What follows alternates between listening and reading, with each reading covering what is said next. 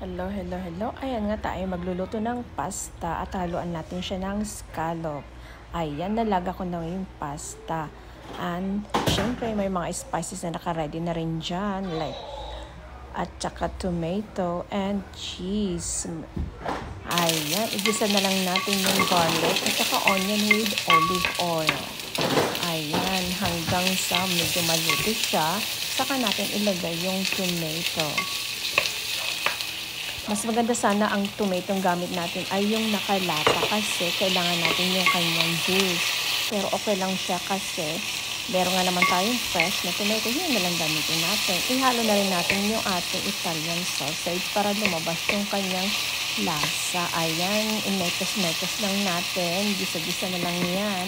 Saka natin ilagay yung ating scallop. Ayan, nahugasan ko na rin siya. Ayan, imetos-metos lang natin, mix-mix lang hanggang lumabas yung kanyang katas para masarap. Ayan, madaling lutuin po yung scallop. Ayan, hayaan po lang natin na lumabas yung kanyang sauce. Saka natin ihalo yung ating pasta.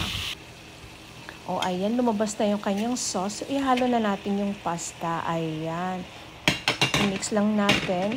Tapos, mas maganda sana kung may sauce yung tomato. Pero ilagyan na lang natin po ng oregano at saka paprika para medyo mamula yung ating pasta. Mas magandang tignan. At saka mas maganda po sana kung meron tayong basil. Pero wala akong basil niyan, kaya hindi ko nalagyan. Pero kayo magluluto, lalagyan nyo na lang. Ayan, ilalagay na lang natin yung cheese.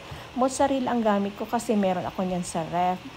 Kaya bago masira, gamitin na natin. Pero kung mas maganda sana kung merong Parmesan cheese. Ayan, ihalo natin lahat.